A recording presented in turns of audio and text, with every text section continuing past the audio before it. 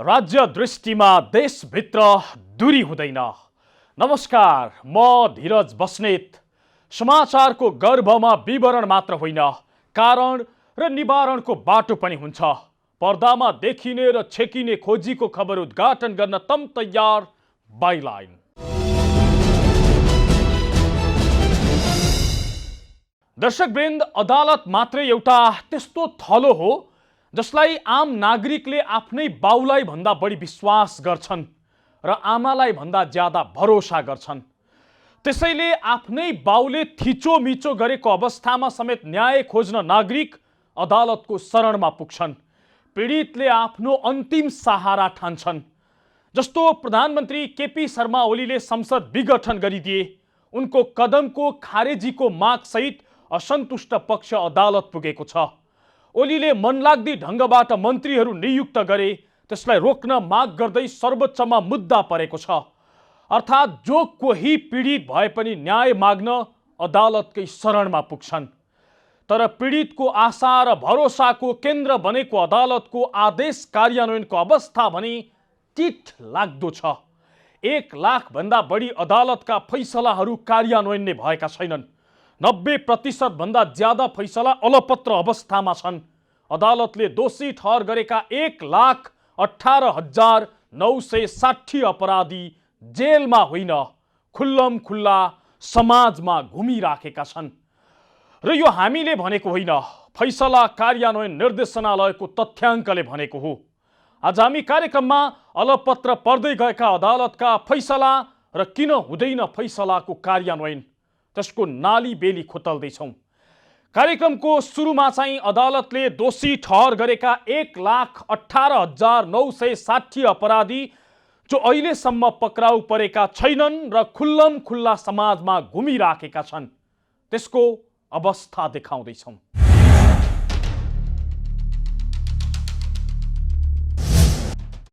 अनुमान गर्नुस् त, नेपालमा जेल बाहिर रहेका अपराधीको संख्या कति होला? 10, 20 वा 50,000? होइन, अदालतले कैद सजाय सुनाएका 1,18,960 जना अपराधी जेल बाहिर अर्थात् तपाईँ हाम्रो वरिपरि छन्। यही समाजमा खुल्लम खुल्ला घुमिराखेका छन्। कैयौं देश बाहिर गएका छन्। कारागार व्यवस्थापन विभागका अनुसार हाल 25,000 भन्दा बढी व्यक्ति जेलभित्र छन्। तर त्यसको करिब 5 गुणा बढी व्यक्ति जेल बाहिर रहेको सर्वोच्च अदालत अन्तर्गतको फैसला कार्यान्वयन निर्देशनालयको तथ्याङ्कमा उल्लेख छ। तथ्याङ्क अनुसार यी फरारी कैदीबाट 1,04,697 वर्ष 4 महिना 21 दिन कैद समय असुल हुन बाँकी छ, जसमा 1,572 जना विदेशी पनि छन्। यो तथ्याङ्क विक्रम सम्वत 1990 देखि 2077 कार्तिकसम्मको हो। हेर्नुहोस् कुन अदालतको फैसला कति कार्यान्वयन भएन। उच्च अदालत विराटनगर, फरारी अपराधीको संख्या 16,047, भुक्तान हुन बाँकी कैद समय 23,130 वर्ष 2 महिना 12 दिन। उच्च अदालत जनकपुर, फरारी अपराधीको संख्या 27,436, भुक्तान हुन बाँकी कैद समय 21,802 वर्ष 6 महिना 26 दिन। उच्च अदालत पाटन, फरारी अपराधीको संख्या 45,862, भुक्तान हुन बाँकी कैद समय 22,618 वर्ष 7 दिन। उच्च अदालत पोखरा, फरारी अपराधीको संख्या 5,569, भुक्तान हुन बाँकी कैद समय 8,036 वर्ष 10 महिना 19 दिन। उच्च अदालत तुलसीपुर, फरारी अपराधीको संख्या 17,077, भुक्तान हुन बाँकी कैद समय 18,436 वर्ष 4 महिना 22 दिन। उच्च अदालत सुर्खेत, फरारी अपराधीको संख्या 1,656, भुक्तान हुन बाँकी कैद समय 4,503 वर्ष 2 महिना 20 दिन। उच्च अदालत दिपायल, फरारी अपराधीको संख्या 5,313, भुक्तान हुन बाँकी कैद समय 6,170 वर्ष 1 महिना 5 दिन। जेल बाहिर रहेका अपराधीको संख्या जति छ त्यसको 5 गुणा कम अर्थात् 500% भन्दा थोरै व्यक्ति जेलभित्र छन्। यसको सिधा अर्थ हो अदालतले दिएका अधिकांश आदेशहरू कार्यान्वयन नै हुँदैनन्। जस्तो यो हेर्नुहोस्, अहिलेसम्म देशभर रहेका अदालतहरूले सबै अपराधीलाई गरेर 1,14,949 वर्ष 6 महिना 16 दिन जेल सजाय तोकेका छन्, ताकि जेल सजाय भुक्तान भने जम्मा 10,252 वर्ष 1 महिना 25 दिन मात्रै भएको छ।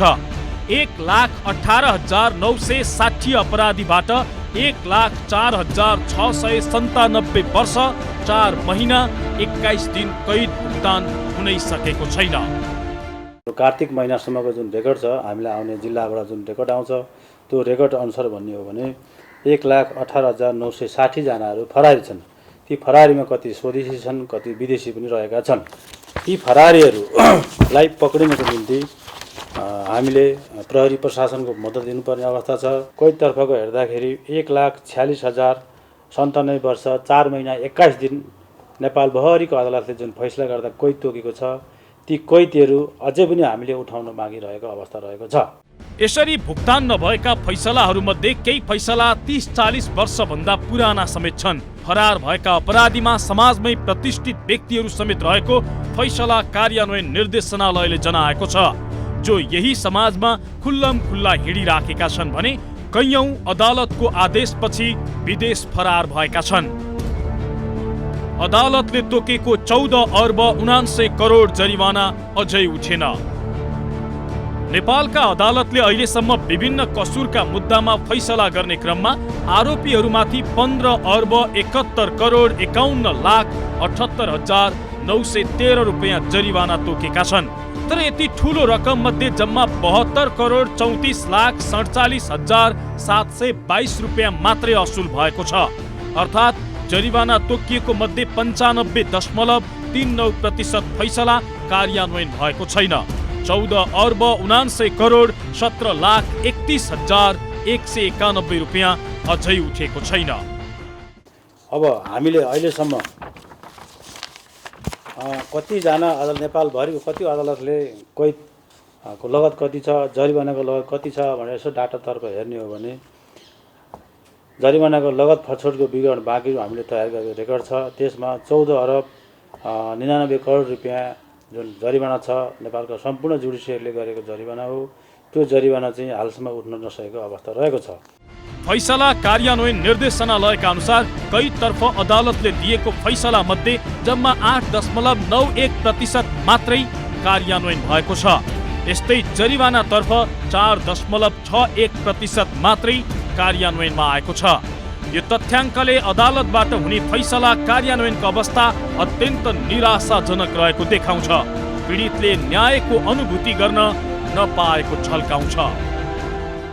हो, तथ्याङ्कले भन्छ अदालतले सजाय तोक्दैमा र कुनै फैसला गर्दैमा पीडितले न्याय पाउने र पीडकले सजाय भोग्ने कुनै ग्यारेन्टी छैन। किनकि यहाँ अदालतका अधिकांश फैसलाहरू कार्यान्वयन नै हुँदैनन्। आखिर किन हुँदैन अदालतको फैसला कार्यान्वयन, त देखाउनेछौँ तर एकैछिनको विश्रामपछि। दर्शकवृन्द, आज हामी बाइलाइनमा अदालतका 90% फैसला कार्यान्वयन नहुने गरेको तथ्य र त्यस पछाडिका कारणहरू देखाइराखेका छौँ। नेपालका न्यायालयहरूले यसै पनि ढिला फैसला दिने गरेका गुनासाहरू प्रशस्त सुन्न पाइन्छ र देख्न पाइन्छ। एउटै मुद्दाका लागि जीवनभर लडिराखेका नागरिकहरू, मान्छे सिद्धिन्छ तर उसको मुद्दा सिद्धिँदैन। यहाँ पीडितले ठुलो कष्ट सहेपछि बल्ल तल्ल अदालतबाट फैसला हुन्छ, तर त्यही फैसला पनि कार्यान्वयन हुँदैन। कतिसम्म भने अदालतले दिएका 90% भन्दा बढी फैसलाहरू कार्यान्वयन नै नभई अलपत्र अवस्थामा रहेका छन्।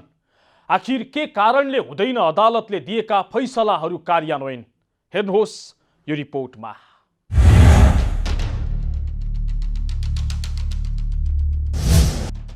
आम नागरिकको अन्तिम भरोसाको केन्द्र हो न्यायालय। पीडित, शोषित र अन्यायमा परेकालाई न्याय दिलाउने थलो हो अदालत। तर यही अदालतले गरेका 1 लाख भन्दा धेरै फैसला कार्यान्वयन नै भएका छैनन्। जेल सजाय तोकिएका 79,405 मुद्दा कार्यान्वयनविहीन छन्। अदालतले सजाय तोकेर पनि 1,18,960 अपराधी फरार छन्। यस्तै देशभरका अदालतहरूले अहिलेसम्म विभिन्न मुद्दामा दोषीहरूलाई 15,71,51,78,913 रुपियाँ जरिमाना तोकेका छन्। तर यस्ता दोषीबाट असुली चाहिँ जम्मा 72,34,47,722 रुपियाँ मात्रै भएको छ। अर्थात् जरिमाना तिर्नु भनेर अदालतले गरेको फैसला मध्ये 95% भन्दा धेरै फैसला कार्यान्वयन विहीन अवस्थामा छन्। यस्तै अदालतले विभिन्न मुद्दामा परेका निवेदन मध्ये 22,525 वटा फैसला गरेको छ। तर कार्यान्वयन भने जम्मा 1,635 वटा मुद्दाको मात्रै भएको छ।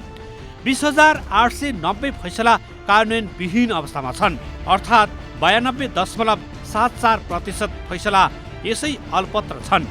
यस्तै देशभरका अदालतहरूले विभिन्न मुद्दामा राज्य पक्ष र पीडकले पीडितलाई 13,55,32,244 रुपियाँ राहत तथा क्षतिपूर्ति बाबद दिनु भनेर आदेश दिएको छ।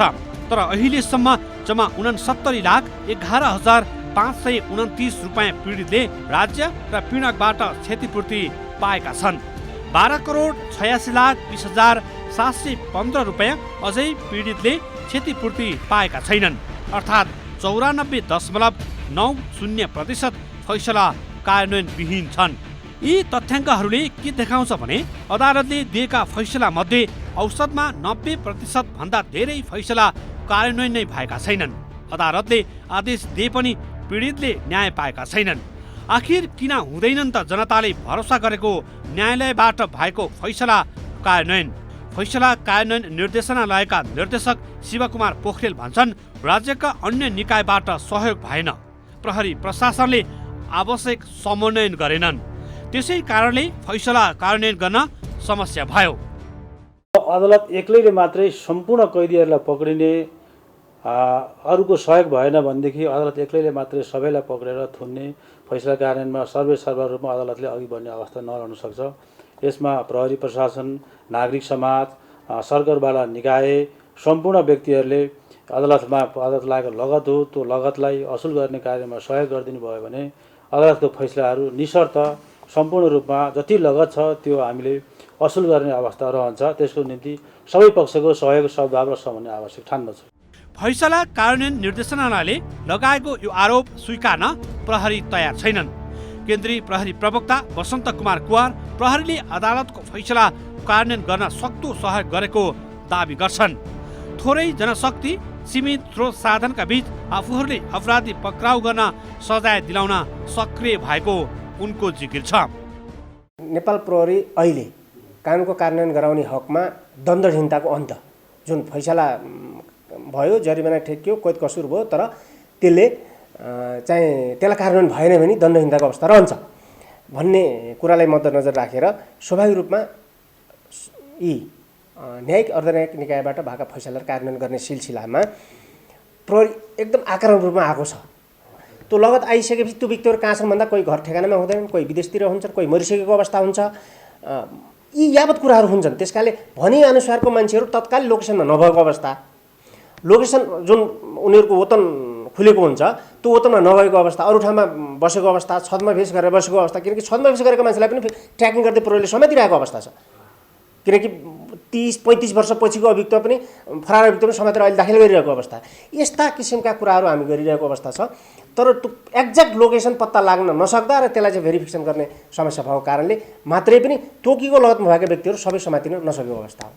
प्रहरी प्रवक्ता कुवारले अदालतको फैसला कार्यान्वयन गर्न र अपराधी पक्राउ परेको दाबी गरे पनि पूर्व प्रहरी अधिकारी, प्रहरी र राजनैतिक दलका नेताहरूकै संरक्षणमा अपराधी लुक्ने र भाग्ने गरेका बताउँछन्।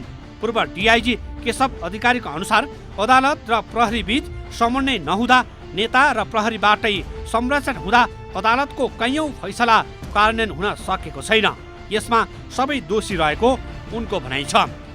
प्रहरी प्रशासन र जुडिसियरीको बिचमा चाहिँ नि समन्वयको कमी मैले देखेको छु मेरो चाहिँ नि अनुभवले।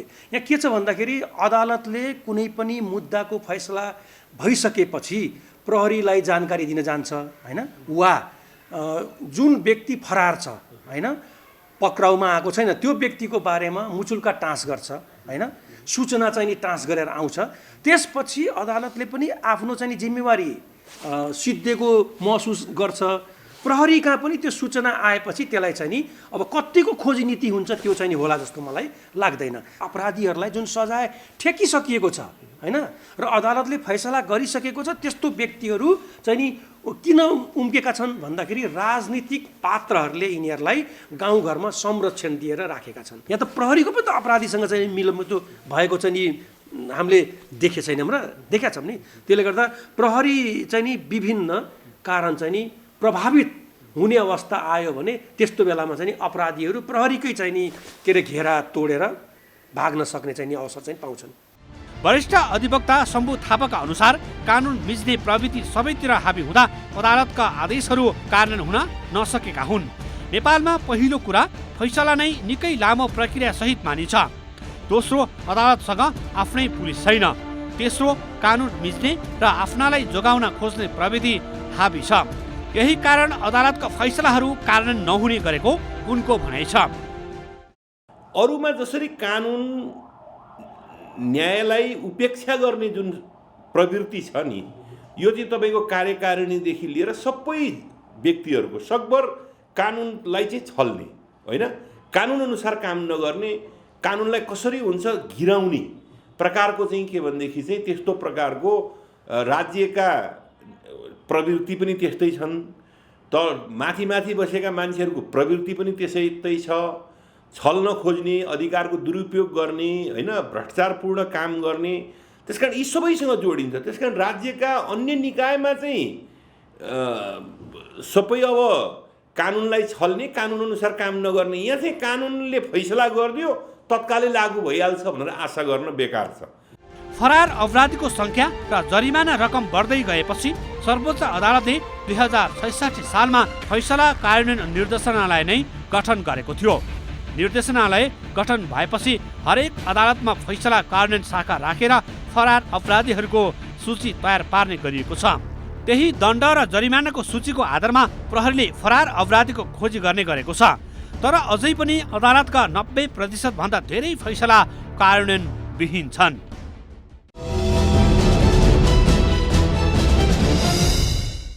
दर्शकवृन्द, आज हामी बाइलाइनमा अदालतका 90% फैसला कार्यान्वयन नै नहुने गरेको तथ्य र त्यस पछाडिका कारणहरू देखाइराखेका छौँ। अदालतको आदेश कार्यान्वयन नहुनु भनेको अदालतको अपमान गर्नु सरह हो र यो काम स्वयं सरकारले गरिराखेको छ। व्यक्तिवादी मुद्दामा भएका फैसला कार्यान्वयन नगरेर मात्रै होइन, सार्वजनिक सरोकारका विषयमा दिएका आदेश समेत सरकारले कार्यान्वयन गर्दैन। सरकारका नाममा अहिलेसम्म 203 वटा आदेश भएका छन्, तर कार्यान्वयन जम्मा 7 वटाको मात्रै भएको छ।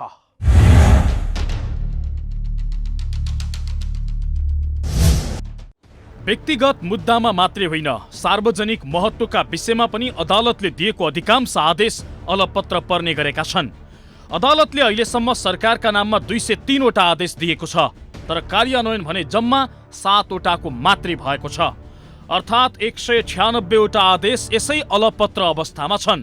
सरकारका नाममा अदालतले दिएको आदेश कार्यान्वयनको अवस्था हेर्ने हो भने अहिलेसम्म जम्मा 3.44% मात्रै कार्यान्वयन भएको छ।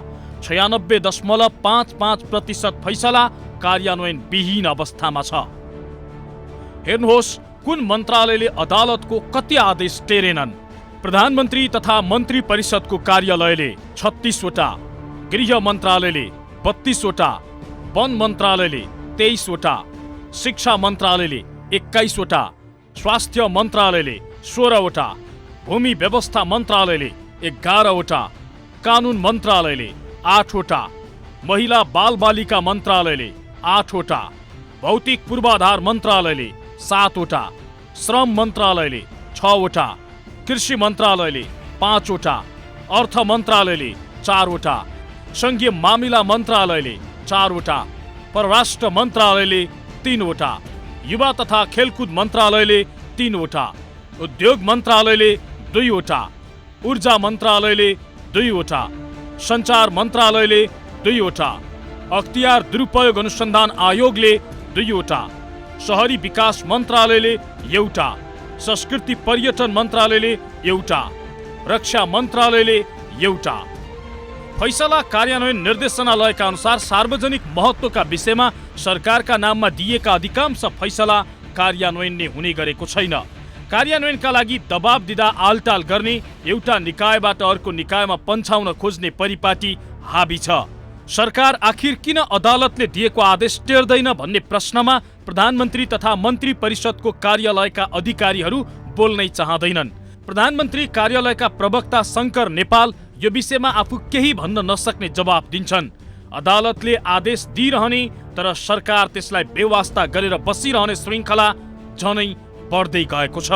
कानुनविदहरूका अनुसार सरकारले नै अदालतको आदेश नटेरेर सरकारले न्यायालयको अपमान त गरेको छ नै, दण्डहीनता मौलाउने वातावरण समेत तयार गर्दै गएको छ। सरकारले नै अदालतको आदेश मान्दैन भने अरूले किन मान्ने भन्ने प्रश्न स्वाभाविक रूपमा जन्माउने कानुनविदहरूको तर्क छ। सरकारकै नाममा कति मुद्दा पर्छ भन्नुहोस् न। सरकार नै कानुन नमान्ने क्या, सरकार नै कानुन नमान्ने, सरकारकै नाममा धेरै चाहिँ तपाईँको चाहिँ के भनेदेखि मुद्दा पर्ने होइन। यसबाट चाहिँ के भनेदेखि त्यो पनि देखिन्छ सरकारलाई इच्छा छैन। 2टा कुरा विचार गर्नुहोस् न तपाईँ। जस्तो मानव अधिकारले दिएको आदेश कानुनै नगर्ने, त्यो त सामान्य हो नि, त्यो ठुलो सामान्य आदेशहरू हो, त्यो कार्यान्वयन नगर्ने, मेरो इज्जत प्रतिष्ठा जान्छ भन्ने। तपाईँ बेरुजुमै हेर्नुहोस् न, सरकारको नाममा कति त्यो बेरुजु जस्तै हो क्या, बेरुजु चाहिँ रुजु नहुने। अनि तपाईँ यहाँ अदालतको फैसला मात्रै कार्यान्वयन हुन्छ, मान्छेको शासनमा बस्ने मानिसहरूको पद्धति र प्रक्रियालाई तपाईँले हेर्नु पर्यो। त त्यसरी हेर्दाखेरि मलाई के लाग्दछ त भन्नुहुन्छ भने तपाईँले बेरुजु हेर्नुहोस्, मानव अधिकारको हैसियत तपाईँ हेर्नुहोस्, सरकार झगडिया बनेर आएका मुद्दाहरूको अवस्था र स्थिति हेर्नुहोस्। त्यो सबैबाट चाहिँ के देखिन्छ त भन्दाखेरि त्यो फैसला गरेर मात्रै हुँदैन, यो फैसला त गरिदिन्छ अदालतले, उद्घोष त गरिदिन्छ होइन, तर कानुन नमान्ने प्रवृत्ति र अघि मैले भने नि कानुन नमान्ने प्रवृत्ति, कानुन नमान्ने जुन चेष्टा हो त्यो चाहिँ राज्यकै एउटा चरित्र जस्तो भएको छ। त्यो चरित्रभित्र मान्छेहरू सबै परेका छन् हेर्नुहोस्। हो, सरकारबाटै अदालतका आदेशहरू लत्याउने काम भइराखेका छन् निरन्तर रूपमा। यसमा धेरथोर अदालत स्वयंले पनि भूमिका खेलेको छ। फैसला गरियो, अब मेरो काम सकियो भनेर अदालत बस्दा कैयौं फैसलाहरू यसै अलपत्र परेका छन्। प्रहरी प्रशासनले फैसला कार्यान्वयनलाई प्राथमिकतामा नराख्दा अपराधी खुल्लम खुल्ला समाजमा घुमिराखेका छन्। पीडितलाई न्यायको अनुभूति दिलाउन र आफ्ना फैसला कार्यान्वयन गराउनतर्फ पनि अदालतले सक्रियता बढाओस्। हौस् त, आजलाई 90% बढी अदालतका फैसला कार्यान्वयन नभएको तथ्य र त्यस पछाडिका कारणहरूको प्रसङ्ग यति नै। मुलुकको माटो जहाँ छोए पनि राष्ट्र एकैचोटि जागरुक हुन्छ। यो दूरीविहीन आचरण नै समाचारको मूलधार बाइलाइन अर्थात् जिम्मेवार पत्रकारिता। नमस्कार।